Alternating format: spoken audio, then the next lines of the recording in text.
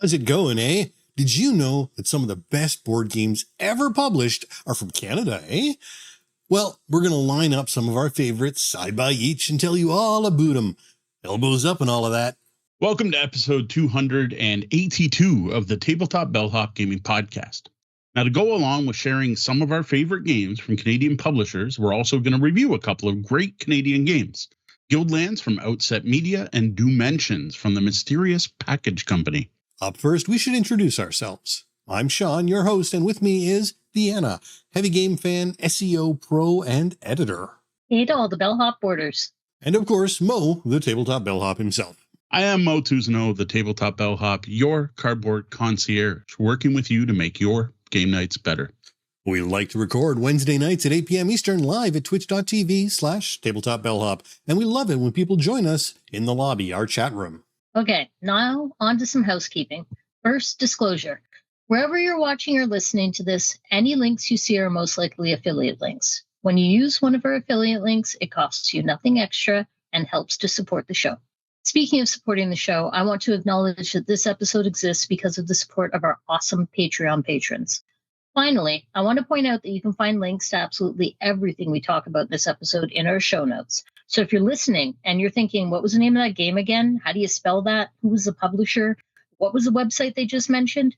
Head over to the show notes, which you can find at tabletopbellhop.com/episode 282, and you'll find everything right there.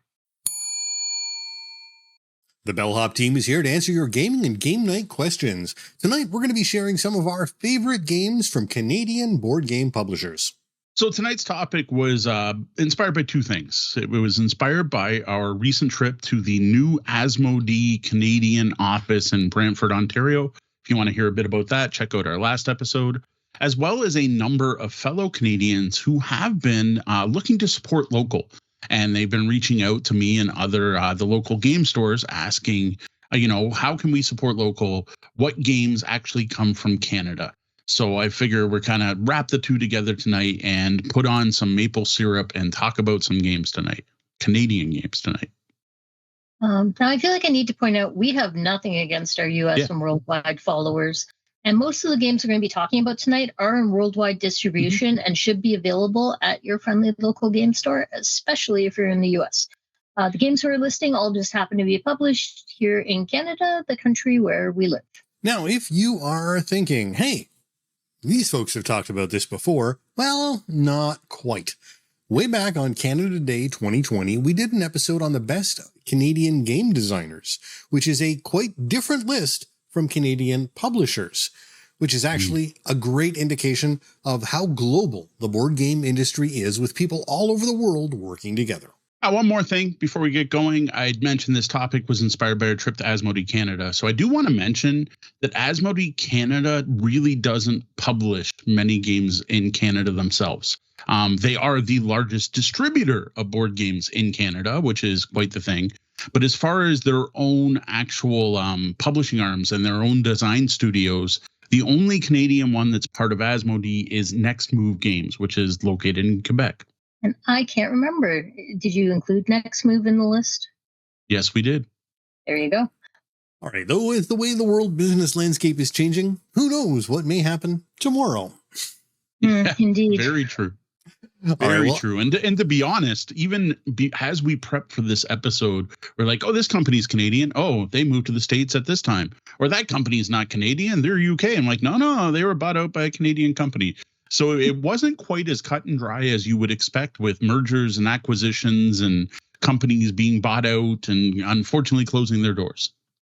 Now, as usual, this list is in no particular order, but we are going to group games by publisher and stick to a maximum of 2 games per publisher in order to spread the Canadian game love around. Now, our first publisher tonight is Burnt Island Games and Kid Tables Board Games out of Toronto, Ontario. They're publishing strategy games under Burnt Island and family games as KTBG. And we've got a favorite game from each. So I'm going to start off with KTBG, or Kids Table Board Games, and I want to call out Mackie Master. This was a game we discovered at Breakout Con. Speaking of CanCon, that's a convention held annually in Toronto, Ontario at the end of March break. And Gwen and I tried this game, and it was in the game library. And I think it was actually Play to Win. Got hooked on it and never looked back. Part of this was the awesome component quality. The game just looks amazing. I will admit they kind of teased us by letting us see the Kickstarter version with all the upgrades. But even without that, the game is all about making sushi by playing tiles on a board and using special cards. It's a great game for families. And there's enough depth there for hobby board gamers, which is what makes us love Kids Table board games. Everything they produce are these family weight, play with the whole family games that are deep enough and involved enough for hobby gamers. We love this game. We've had fun at all player counts, including solo. It got me to play solo. And then we had to try a second time because we lost. And then Gwen and I kind of duoed the solo to be able to win it a second time. We love this sushi making board game. And yeah, it's technically a kids game, but it does not have to be a kids game. And it comes out at our public play events all the time. And I love how easy it is to teach. And we've got grown-ups sitting down to play it without kids present and enjoying themselves. So yeah. We just don't tell anyone. We just don't tell anyone on the brewery that it's a kids game, and then it's fine, right? People are just like, oh, the sushi game, that looks cool. I'm like, we don't have to tell them. No one needs to know what KTBG stands for. I actually made that mistake the one time because I was like, you're intimidated by this. Oh, don't be. It's a kid's game. It's so easy. And then they were like, oh, do I want to play this? And I'm like, no, you do. I said the wrong word. Sorry. Over on the Burnt Island side, I'm going to go with Endeavor Deep Sea, which was actually published as a collaboration with our previous sponsor, Grand Gamers Guild. This is a fantastic game about sea exploration, conservation, and research, which is playable competitively or cooperatively. And it is much more than just a retheme of Endeavor. This was one of my favorite games from last year. And I'm definitely not the only one who thinks so. Endeavor Deep Sea won the Origins Award for Heavy Strategy Game this year and also took home the 2025 Kenner Spiel. Yeah, Endeavor, fantastic. Endeavor Deep Sea. A new printing is on the works right now. There should be a new printing coming out. It should be back in stores. So those of you who could not get a copy of it should be able to soon. What I am hyped about is there is a Kickstarter live right now as we record. Talk about new hotness for Endeavor Deep Sea Uncharted Waters, the first expansion for Endeavor Deep Sea. And I got to say, it looks fantastic. Just more stuff to explore. This is a fantastic game. Enjoyed it both competitively and cooperatively, but usually Deanna plays with us, so we prefer competitive to cooperative, but plays great both ways. Okay, you know I want it.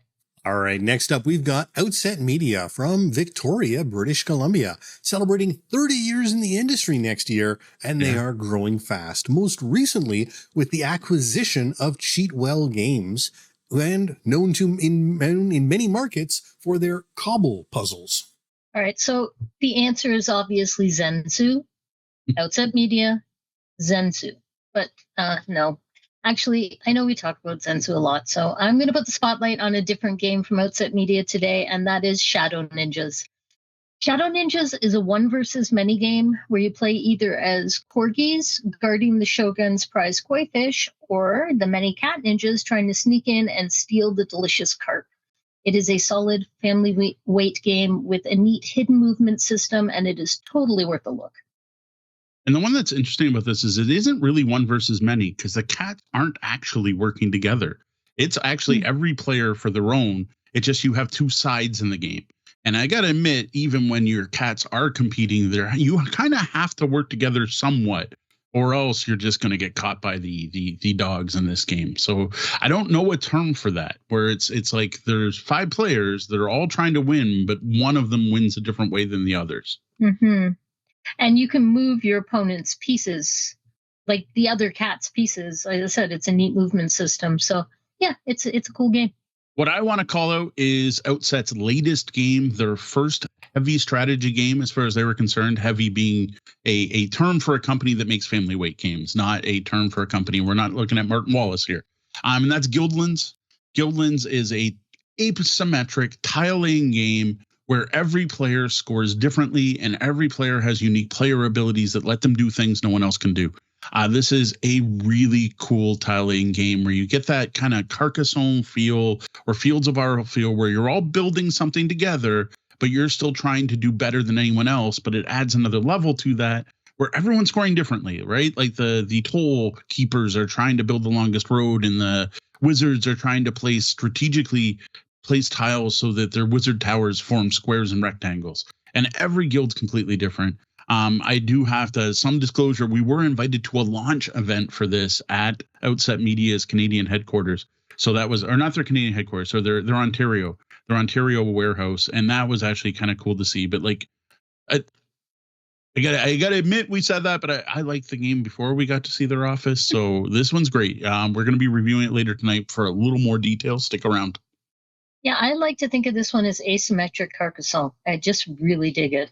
All right, next we have Inside Up Games from Thunder Bay, Ontario, launched in 2016 with Summit the Board Game. This is one of the publishers that puts on the Atom event that Deanna and Mo attended earlier this year. So we just love Inside Up. And yes, part of that is the fact they invited us to a cool thing. But even before that, Connor is just such a friendly, happy person and a force for positive change in the board game universe. I actually played, after Summit, he put out a game about Cthulhu cultists, and I played that one. And then he hooked us up with one of their card games, and everything they produced has been really impressive. The one we slept on for far too long, and at this point I consider it their best game, and maybe there's something better we haven't played yet, is Earth. A big deck building, tableau building game about building an island and the flora and fauna on it. Really, you're building the flora, and trying to attract fauna. It's got a really neat I lead you follow mechanic, and it's one of those games where you have a massive deck of cards and you're trying to tactically use the cards you get to come up with a plan, and then strategically trying to work towards final goals. It's honestly one of the best big deck games out there. We're playing this one now more than Terraforming Mars. If you go back to our podcast a year ago or 2 years ago, all we talk about is Terraforming Mars. And right now, and I'm not saying completely Jones theoried it out, but Earth has replaced Terraforming Mars for us for now. I really enjoy that game.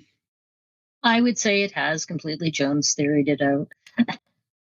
Fair enough. Personally.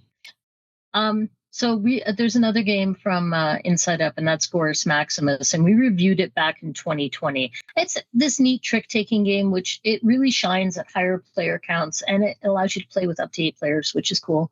The thing is, the art is very gory. The name Gorus Maximus kind of gives it away, right? So the game I actually want to feature here tonight is Sea Change. This is a family-friendly retheme of Gorus Maximus. Now, I haven't actually played it, but my understanding is that this is just a straight-up retheme, pasting sea life artwork where they previously had gory gladiatorial combat that I would not want to play with my grandma at the table. Another cool thing, 1% of the proceeds from each game sold is donated to charities working to clean up waters, and they made the game and the packaging as free from plastics as possible, and it's almost half the MSRP of Gorus Maximus. So it's like so much win there. So that's my pick. So Gorus Maximus is a neat thing in that. So it's up to 8 players. So it's a trick-taking game with up to 8 players. The other thing in this game is the trump suit can change mid-hand, which is kind of the neat thing that happens. Has to do with playing with pairs, and there's a card to track, which is trump. So if you enjoy trick takers, I do strongly suggest checking out Sea Change or Gorus Maximus. Now, I do want to call out one other thing from Inside Up Games. This is a trick-taking game as well called Crits and Tricks. This isn't out yet, though. It was kickstarted, successfully funded. It's coming. We played the prototype with the game designer. It is amazing. If you like trick-taking in Dungeons & Dragons, Google Crits and Tricks and follow along, and ask your friendly local game store to pre-order that as soon as possible, because it's a trick-taking game with D&D dice, where as you play cards, you have to assign the dice to them. It is amazing. It's got the theme. It is one of the best trick-taking games I've played. Yeah, okay, you were not wrong. I hadn't thought of that one. That game is so good, but it's not coming out until like January. All right. Well, next up we have, because it is the center of the universe, another Toronto company, Mercury Games. And note, we say Toronto, not Toronto, so we're not from there. It's very obvious. We are not Torontonians. Sean was briefly. I enunciate for the podcast. Yeah, there you go. So Mercury Games is really like a heavy economic game publisher. They're 18xx style games. They actually originally were the publisher of one of the most popular economic games on the market, Container. That one recently moved to Allplay, who is about to kickstart a new edition. One thing they sent us to check out that I think is very cool if you are into 18xx games are these very cool poker chips. And they have two different sets. There's 18 cash, which are just poker chips to use while playing 18XX, and they have trains on them and stuff. It's thematic. But more importantly, the 18 shares. Because instead of the paper shares or whatever shares you're using in 18XX game, having poker chips for those is really cool. And then they also have the special token for if you control the most shares. I think if you're into 18XX, these are a fantastic upgrade. And as for games, we had a really fun time with Rail Pass. Mm-hmm. This is a pick up and deliver train game where you actually physically pick up and deliver the trains. It's real time, it's cooperative, and there are dex elements, all of which means by all rights, I should hate this game, but it is super fun. It's not a light, silly game. It's strategic. And as far as I'm concerned, shockingly enjoyable. However, I will say, I think it's out of print now. So I think you can get reasonable copies at Noble Knight. And this one was more fun than I thought it would be. I had to get a copy of this game. I thought it was fantastic just by the theme, because you're literally loading cubes onto trains and passing them. And there's even like a tunnel where you have to pass it through the tunnel, and there's a train bridge and you have to pass it through the train bridge. And you're all just trying to get the right colored cubes to match the color of your board, and everything starts messed up. It is a lot of fun. It is not a train game, but is a train themed game. So we will call that out, since I was just recommending something else to 18XX players. So I don't know if it quite fits in that category, but this was a lot of fun. Yeah, that's a good thing to clarify. All right. Well, heading further north from Ricard, Quebec, we have formerly known as Plan B Games, who are now a part of Asmodee Canada, and that's Next Move Games. Now, I doubt many people even realize this is a Canadian company, though if you look at their staff list on the website, you might get a strong suspicion that they're probably French-Canadian. There's a theme.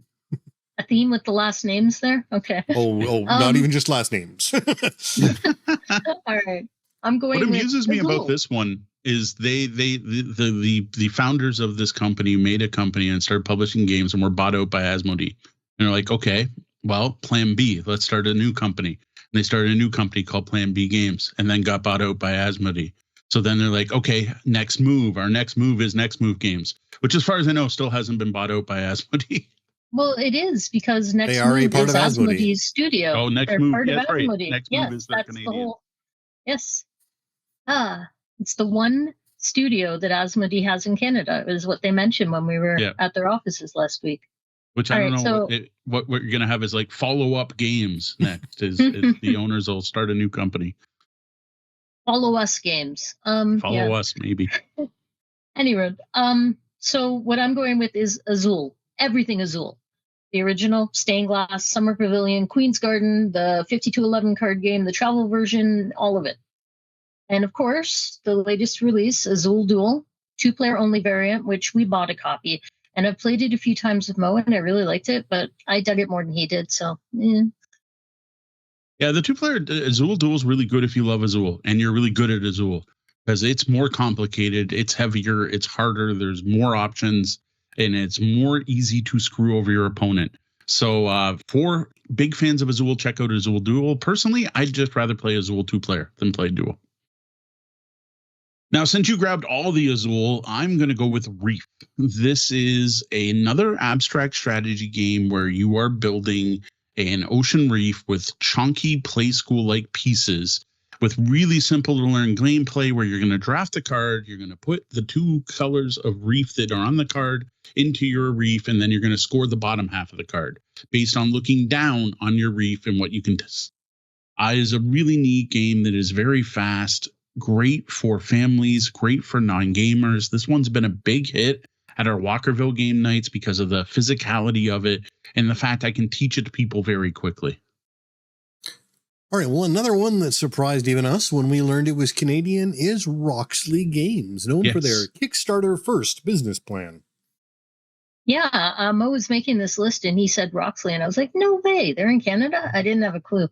One of my favorite games from them is Santorini. We just reviewed the new 2nd edition a couple of weeks ago, so you can go back and we'll drop the show notes. We'll drop a link in the show notes so you can go back and listen to that review if you like. But it is just almost a classic, I feel, where you're using plastic pieces to every turn you move, you build, and you're using these plastic pieces to build these white and blue iconic buildings like on the island of Santorini, and you have Greek gods that give you asymmetric powers, and it's just a very simple to learn game that you can play in like 15 minutes that has enough strategy and depth to it that you'll have fun with it and want to play it like 2-3 times in the sitting.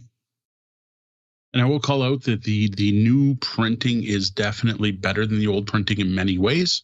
Check out a review for all the details. But if you don't own Santorini yet, that is the one to get. Get the second edition. It is definitely an upgrade from the original. Now, for Roxley games, for me, I got to go with Brass, which I think was my first experience with Roxley. I have been a big fan of this game since the original, very beige version published in 2007. And when I saw the Kickstarter for the Roxley version in 2018, I was one of the first Kickstarters where I backed at the highest possible level. Part of that was also the fact they produced these awesome iron clays, talking about poker chips going back to Mercury games. Well, these were poker chips for Euro games, really, that fit perfectly with Brass. I am still partial to the original rules because that's what I already fell in love with back in 2007. So unlike most people in the world and like the Board Game Geek hot list, I prefer the Lancashire version. It's ranked a little bit below Birmingham. Birmingham, though, I still enjoy it. I still like it. It's just not the game I loved for years. But I am really hyped, though, for Pittsburgh, which is due out next year. We're going to have a new Brass game, the first totally new Brass game in a number of years. I will take Brass over Lancashire, but all are good.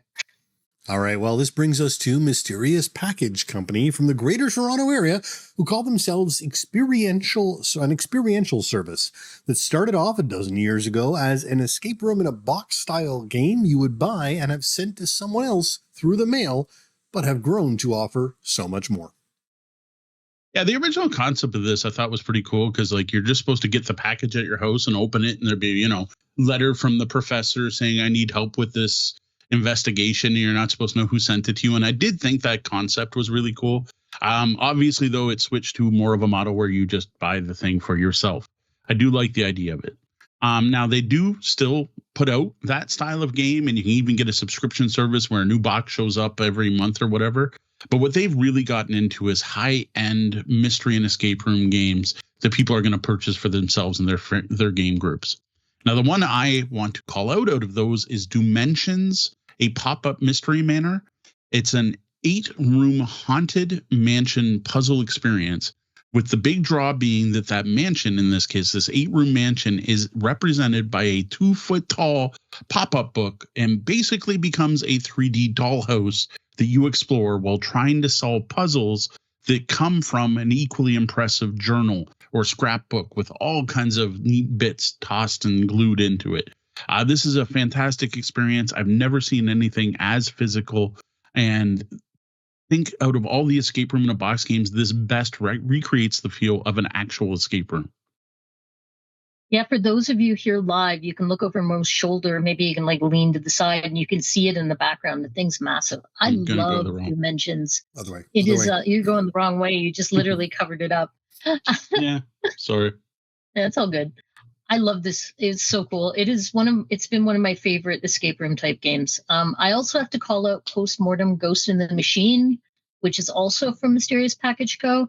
Now, it's not quite the same genre. This is more of a solve the mystery type game. We read this book and make a choice, sort of which way elements and puzzles, and surprisingly solid writing and storyline, with the caveat that it's set in Victorian England and features the historical realities of the time, including rat baiting and child labor. So your mileage may vary there. If you're squeamish about that stuff, you're going to want to skip this one, but otherwise it is so good.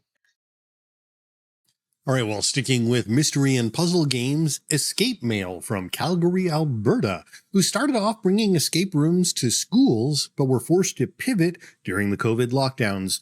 Following recognition from Canada Post and an appearance on The Dragon's Den, their popularity has grown immensely. What really impressed me about them is how they've improved the quality of their games over the years. Like when we first reviewed Escape Mail, like Chapter 1 of Family Secrets back in 2020, it was a letter-sized envelope that was sent to our house, and it had a cute storyline and some solid puzzles. And they managed to pack a lot into that envelope, but like it felt very much like someone printed this at home in their back bedroom and assembled it and sent it to me. Yeah, and similarly to Mysterious Package Co, what they're one of the things you could do with their stuff is they expect you to buy it for someone else, right? So this would show up your house and be like, "What the heck is this?" and open it up, and then you have all these letters and stuff. It was clever. We were impressed by Escape Mail Family Secrets. I still recommend that one. I liked the variety of puzzles and objects they managed to fit in a single envelope, but I gotta say the ending was horrible. It was very disappointing, and we called it out. And one of the things I actually like the most about this company now is they actually took that to heart and changed the very ending of the game based on our feedbacks going, wow. Because the problem they did was they didn't take it seriously. To them, it was a big joke, and you solve the game and you get to laugh with them. And I'm like, you totally took me out of the immersion of I wanted to see the video of my uncle thanking me for the help. And here you are being, a Monty Python level of silly. And they've actually fixed it. And they got our feedback and we're like, hey, what do you think of the new video? And what did you do this? And I'm like, that's just awesome to get that level of feedback and interaction with a publisher. Oh, yeah, totally. I have no idea who else might have given them the same feedback, maybe. But I am impressed with how they just continue to improve. And the latest thing from Escape Mail is a new series, which apparently can take over 700 hours to complete, and that's the Shackleton series. We took a review copy of the first chapter home from Gamma Expo, and we haven't played it yet, but I opened it up last night and took a look through it, and I was just struck by how much more professionally produced this game looks. Like, it looks like a real game now. And I'm not saying the old one was bad, but it's just they've continued to level up, and it's so cool to watch them evolve as a publisher. Mm-hmm. All right, next we have smaller indie publishers with BSG Games or BS Games from Mississauga, Ontario. It's interesting to see that back in 2018, these guys were out running board games events and teaching games at places like Boston Pizza, including their own prototypes, which now they publish. So they're the publisher behind the abstract strategy game Sonoda. This is one we discovered at Breakout Con again when Gwen challenged one of the designers to a game. She did lose, but he pointed out it was one of the biggest challenges he had the entire weekend. So that's pretty cool. This is a great chess-like abstract that has a unique playing board that's unique to the game where you're using D4 dice. And on the game, you either roll a dice up or down by one or move that piece that many segments on the board. And if you land on another piece exactly, you capture it. But when you capture a piece, it's worth the value it's been rolled to. So you could roll your dice up to a 4, which are really powerful. But if it gets captured, it's worth 4 points to your opponent. This is one of those easy to learn, difficult to master, abstract chess-likes. Plays 2, 3, 4, and 6 players. They haven't figured out how to set up a board for it to be fair with 5 players. But that's a huge number of player counts and a lot better than just being a 2-player game.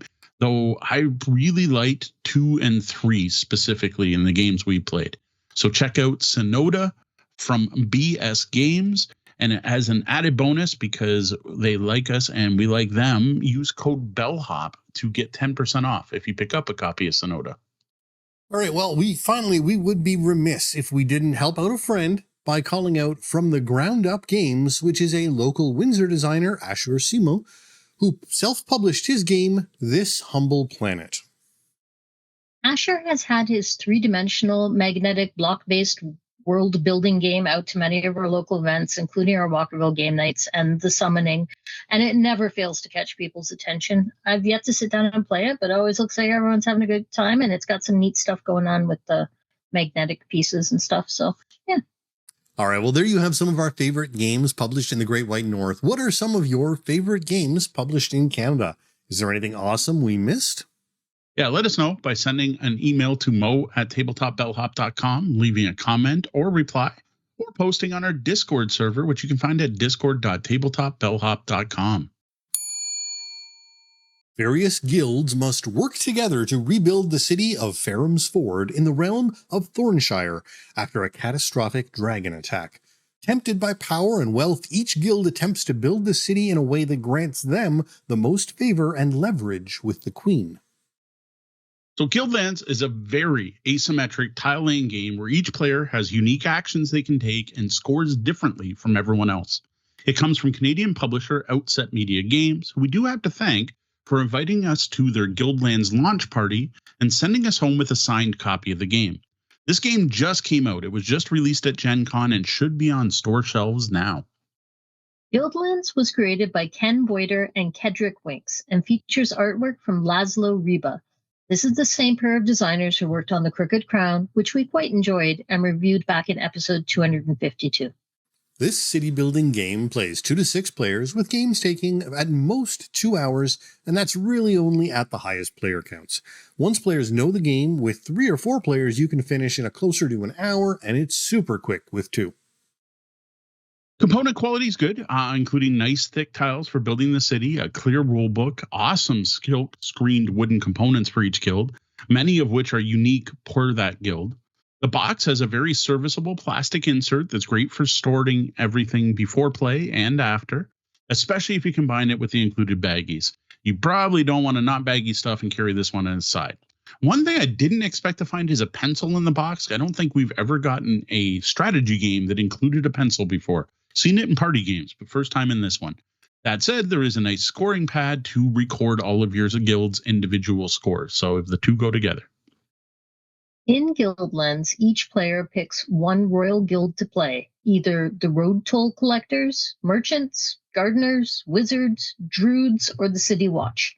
Together, but not cooperatively, thank you, we'll be building a city which starts out as a single tile with a statue and 4 roads heading out, one in each cardinal direction. Now each turn, players will add 1 new tile to the city, drawn blind from the deck or taken from a face-up market of tiles, or rotate an empty tile already in the city that isn't surrounded by any. When placing tiles, if you place the 3rd tile in a set of 3 connected roads of the same color, you earn a coin. Note, you don't get this for rotating tiles. They also get 1 special action. These include placing a worker on an empty tile, moving one of their workers already on the board, following the roads, or using their guild's special ability. Finally, players have the option to spend 1 coin to take 1 additional tile action or special action before play moves to the next player.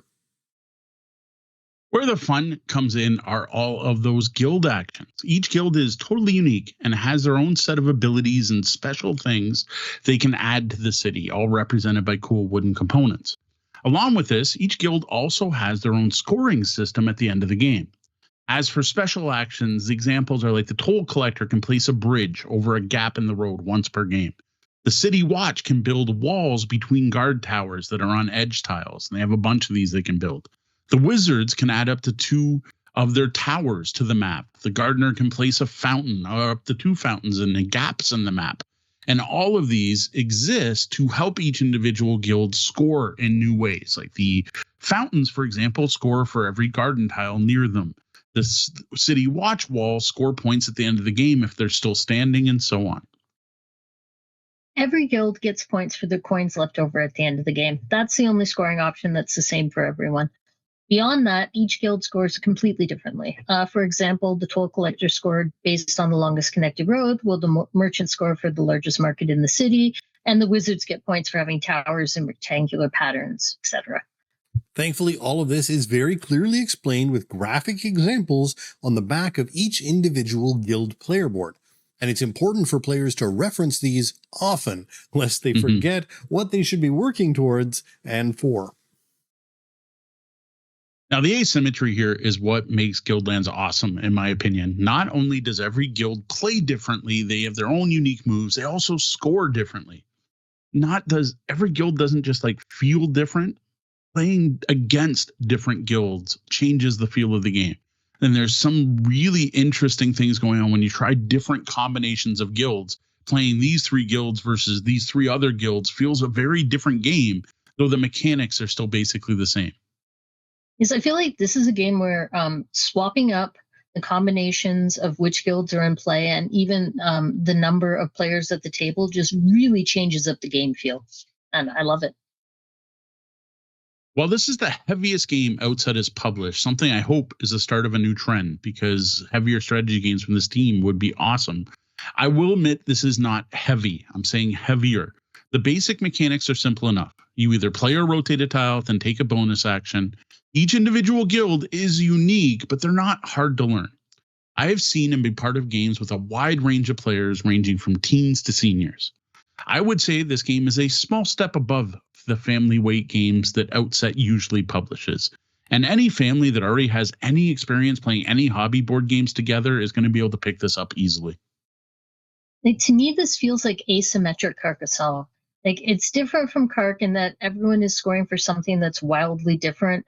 But the tile laying and making a giant map together while trying to find the biggest scoring opportunity for yourself or the best way to block and screw over your opponent, that has a very similar feel to it.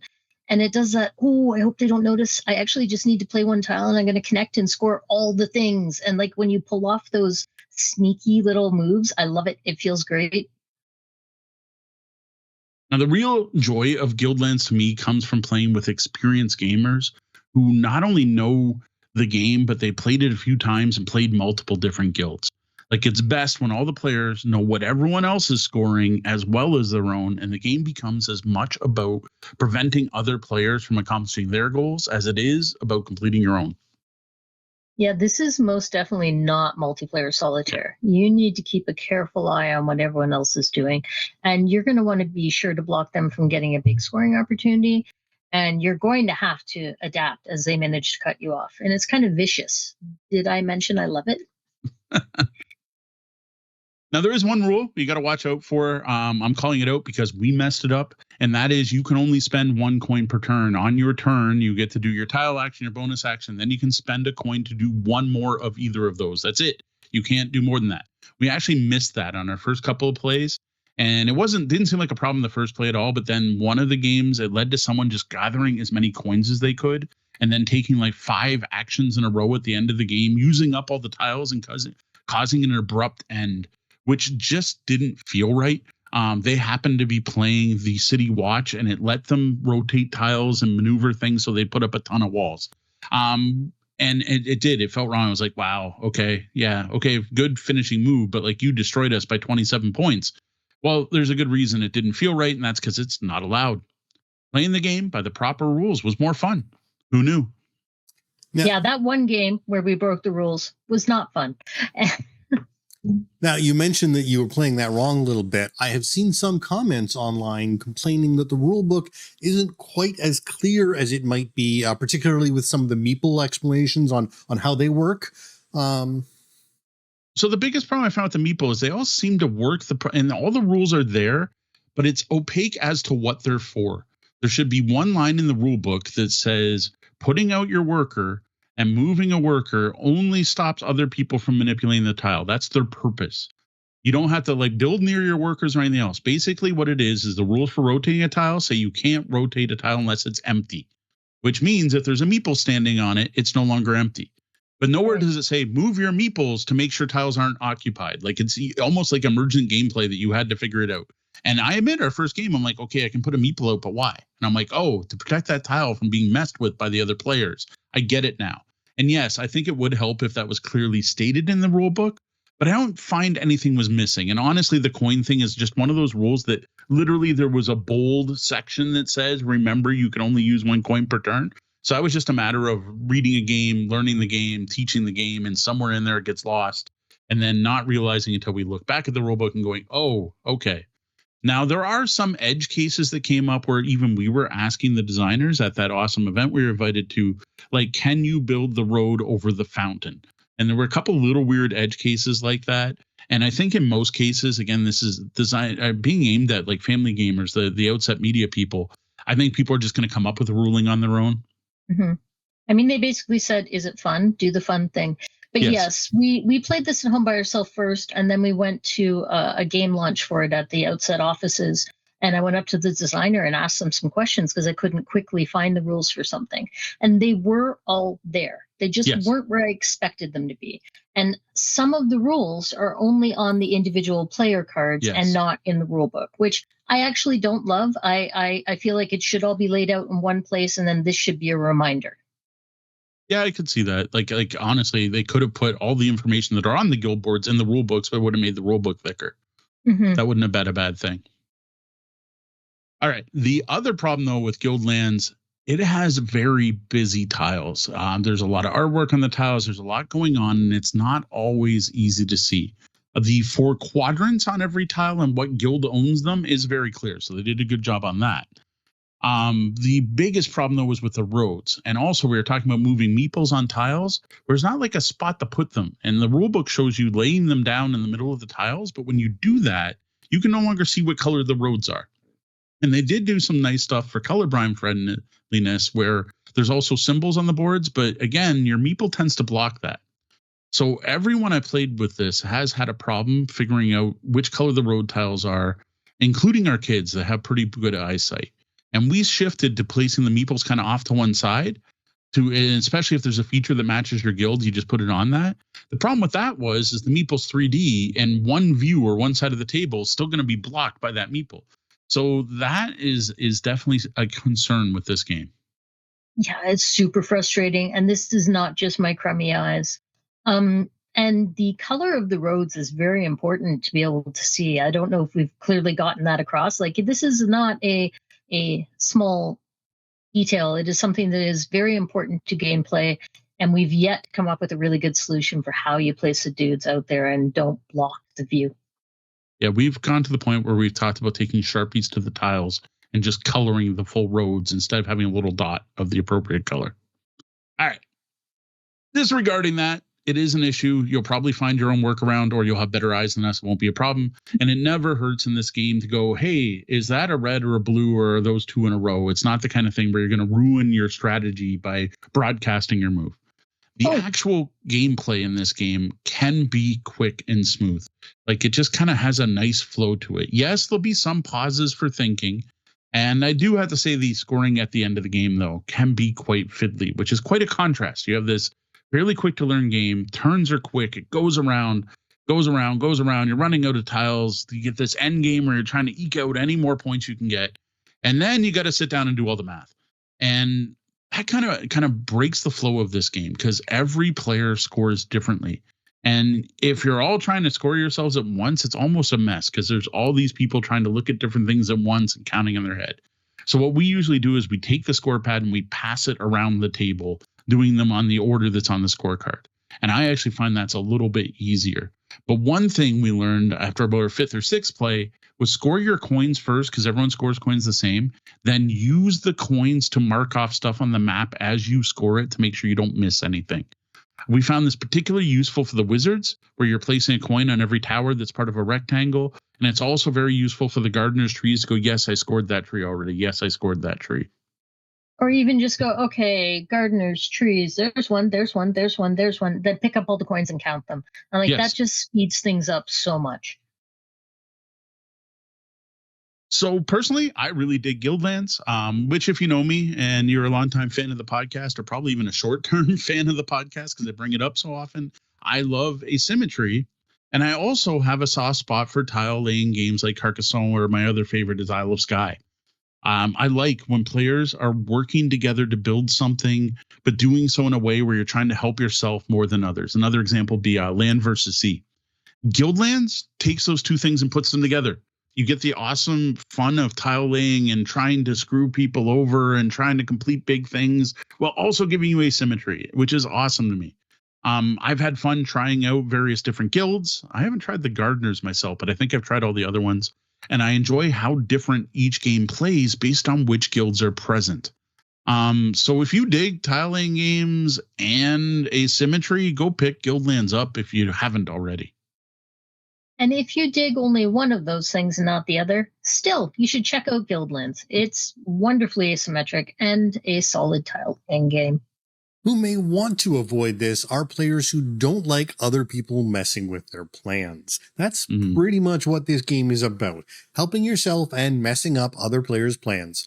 The game is quite cutthroat and is very easy to target a specific player, as well as gang up on whoever everyone thinks is in the lead. A lot of people who clearly don't like this style of game call it chaotic in the comments. Chaotic, okay. One final note, if you do happen to see Outset Media at a game convention and have or plan on picking up Guildlands, be sure to ask them about the 7th Guild promo. As expected, this adds a 7th guild to the game. I'm sorry to say I can't tell you about this one because it wasn't ready in time for their launch events. We didn't get to take a copy of this one home. But if you do, if you saw it at Gen Con, you might already picked it up. I think they're going to Essen If you do pick up the game, be sure to pick that up. It does not give you a 7th player, from what I understand, but does add one more guild to the mix when playing with 6 or less. 6 is wild enough. I wouldn't want to play with 7, but I did not know that existed. Now I am super curious. What is the 7th guild? I'm dying to know. I'm sure we could look it up online, but we're going to let you discover that. All right, well, there you have our review of Guildlands, the first in a new line of heavier strategy games from Outset Media, a line we're very excited about. Yeah, this was a ton of fun. Both designers were awesome. We have talked about Kedrick before. If you listen to our Origins coverage, we had a good afternoon with Outset Media. Getting to meet Ken for the first time was awesome. We got to hang out with Outset Media guy and met his son. And I just really like this publisher. We have a lot of good time with them. And I like that they're angling towards the gamer market, the hobby gamer, the heavier gamer market, and trying to break into that. I think that's an awesome thing. But building a city is hard work. So I'm sure we could all use a little pick-me-up. If you enjoyed this review, let us know by buying us a coffee at tabletopbellhop.com/coffee. The game we are about to talk about is a mystery escape room in a box style game that features a massive pop-up mansion that's over 2 feet tall. Let us tell you about Doomensions from Canadian publisher Mysterious Package Company.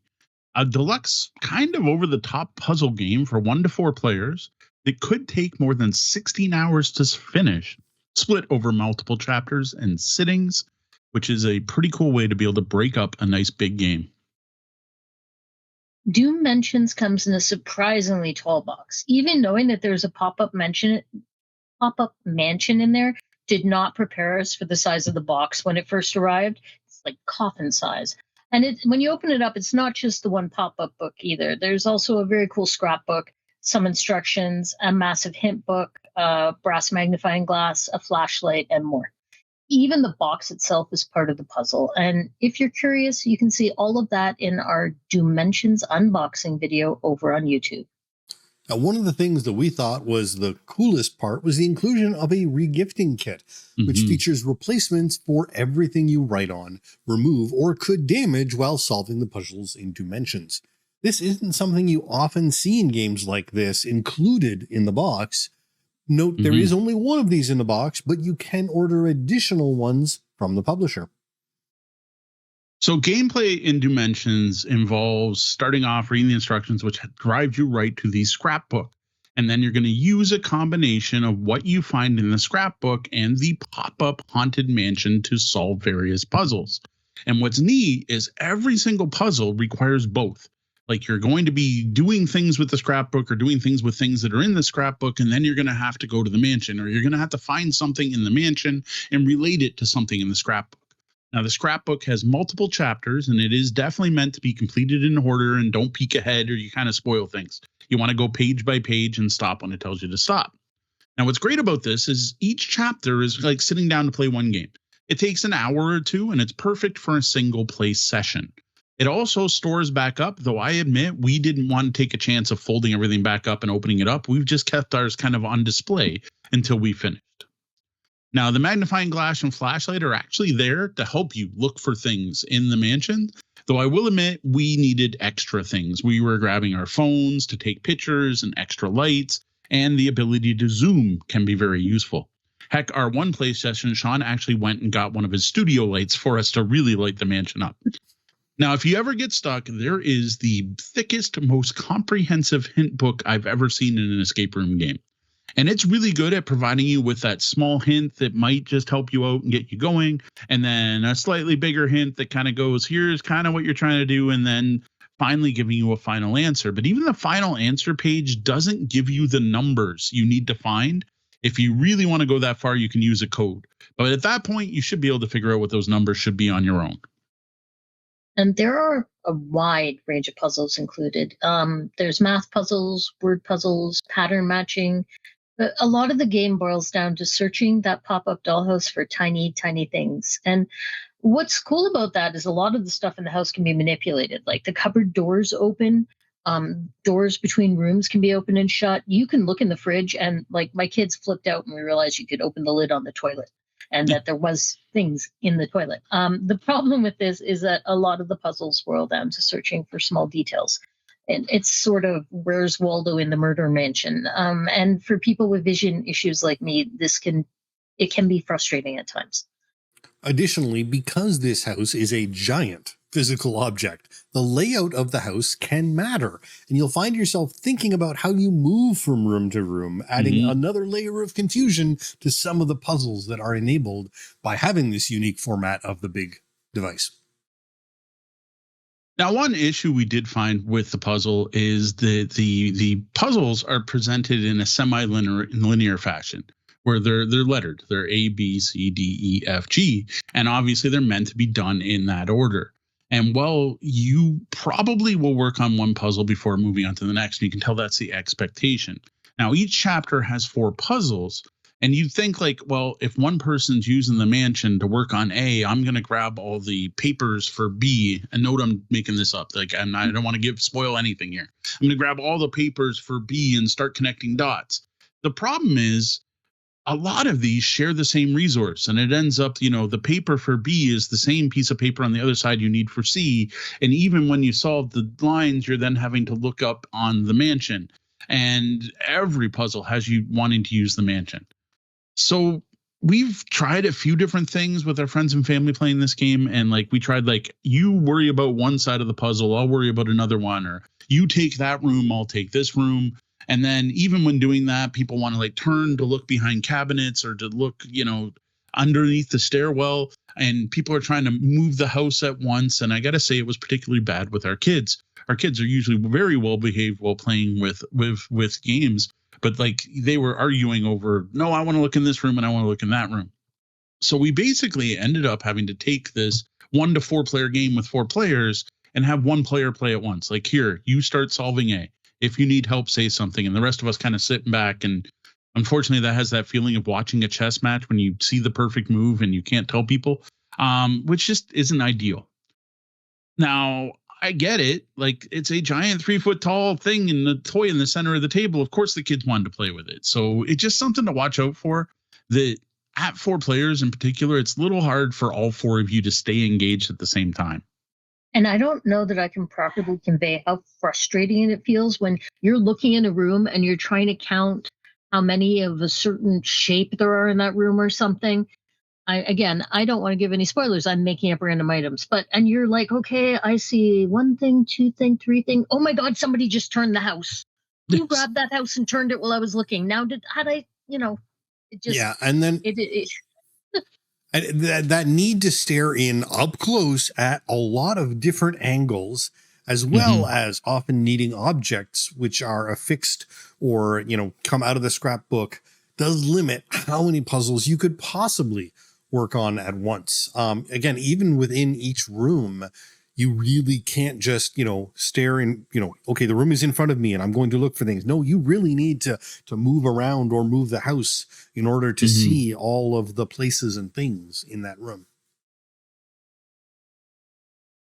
All right. The biggest thing about this is just how cool it is. Like, it is just so cool on a physical level. Like, this is an escape room in a box where you basically get a physical escape room in the form of an 8-room, 2-foot tall mansion that you actually manipulate. You also get other props like the scrapbook. And as Dee mentioned, even the box becomes a safe. That's all just really cool. What this does is gives you a level of immersion to this puzzle experience that so far to us, we haven't really gotten anywhere else. Like, you really are walking around. Now, the closest we've seen are the side quest games from Board and Dice, but like they give you a 3-foot-3 square where you kind of build some rooms and look at stuff. That's nothing compared to this. Now, some of the Hunt a Killer stuff, especially the deluxe kit, gives it to you in a different way where there's lots of physical objects, but you don't get that feeling of walking around a house. Like Sean called out, there's many of the puzzles where the actual like physical locations of the rooms matter. The fact you're going through floors, the fact that a room doesn't have a doorway in it, all of that actually can matter for some of the puzzles. Yeah, that's what I was going to call out. The fact that a puzzle will say something like, well, you start in the bedroom, and I started in the bedroom and made my way down to the kitchen. And to solve that puzzle, you need to think about, well, which way would they have walked through this house to get to the kitchen from there in order to be able to solve the puzzle? And I mean, that comes up again and again, where where there's a sense of immersion because you really have to think about, I'm in this room and I'm sitting on the floor, and now what's my view from there? So that's neat. And then I'm not giving anything away because you will see this as soon as you open the box, to say that there is a vault, a safe built into the bottom of the box that you eventually get to open. And that's just kind of neat. Mm-hmm. Now, if nothing else, the ability, even if you don't like puzzle games, the ability to open up a 2-foot tall pop-up book of a haunted house on your table has got to be worth something. Yeah, if you dig escape room in a box style games, and honestly, if you dig physical escape room games and haven't tried an escape room in a box, I almost want to call this as a must-have game. The problem with that, though, is that all this bling comes with a cost. This game is not cheap, and it's going to be up to you to decide if it fits in your budget. Now, note, you do get like over 8 hours on the low end of gameplay, possibly more than 16 hours, but it's only playable once. Now, there is that refresh kit, which is awesome. So you get to gift it to someone else or sell it. So, that makes it worth twice as much in a way, which is kind of cool. Personally, I think if you dig these kind of games, you're going to love Doomensions. Now, the one thing I will recommend is Mysterious Package Company often has sales, especially around big shopping holidays like Black Friday is coming up. So that could be something to watch for. And we will be dropping a link, which will be an affiliate link, in our show notes. So if you want to check them out, watch for sales and watch our tabletop gaming deals, and we'll probably call it out too. I want to talk for a moment about just how clever that refresh kit is. It's done really well. There's a tiny little Doomensions skull that will be on any of the items in the game that you are safe to mark up or destroy. So you know that that's in the refresh kit, and you don't have to worry about the fact that you're doing something to it and that they are marked. So you have that reassurance. I loved that. And also, the way they broke the chapters up in the scrapbook into dossiers with very clear delineation of, this is a great place to stop and then pick it up at another sitting. It just made it was very playable that way. And also, to be honest, to put away and then pick up months later, there was no real problem. Like, it was like, all right, we're on a fresh chapter. That's easy. And you can flip back in the scrapbook to see what you missed. Mm-hmm. Well, there's a fine line between amazing production quality and table presence and over-the-top overproduction and flashy gimmicks with no substance. We feel Doomensions is a great example of the former. The presentation is really what makes this game shine and stand out from the competition. Mm-hmm. Yeah, I totally agree. I will admit, I thought this game might be all gimmick. It is not. They really build everything around the 3D dollhouse in a way that it makes the game what it is. But I've got a question for you all. What is a blinged out board game that you think is worth all that extra cash? What is a game you've played that looks amazing, where the over-the-top components really do make the game more enjoyable and immersive? We want to hear all about it. Post a comment or leave a reply wherever you found this review, or better yet, head over to discord.tabletopbellhop.com and leave a comment there. Well, that was the double bell. That means our shift's coming to an end and we're going to have to lock the lobby doors. Well, before we start locking things down, we're going to take a moment to thank a selection of our Tabletop Bellhop Patreon patrons, all of whom are awesome. We greatly appreciate you sticking around when we are and aren't producing as much content as we would like. Andrew Dacey, thank you, Andrew.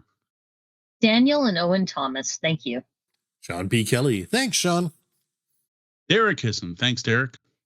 Thank you to the members of the Misdirected Market podcast. Donna, thank you, Pax. Well, your first stop to finding us should be at tabletopbellhop.com, but you can find us all over the web as Tabletop Bellhop, one word, and on your podcatcher of choice as the Tabletop Bellhop Gaming Podcast. Now, we love answering your game and game night questions online, through email, here on the podcast. Send your questions to questions@tabletopbellhop.com. Click on Ask the Bellhop on our webpage, or you can always hit us up on social media. If you enjoyed this episode, I'd ask you to leave us a review over, say, on Apple Podcasts, wherever you might be listening, because those reviews really do help people find our stuff. Or please share this episode with other gamers that you think might enjoy it. That's all for us tonight. For the Tabletop Bellhop Gaming Podcast, I'm Sean. I'm Deanna. And I'm Mo. Thank you. And game on.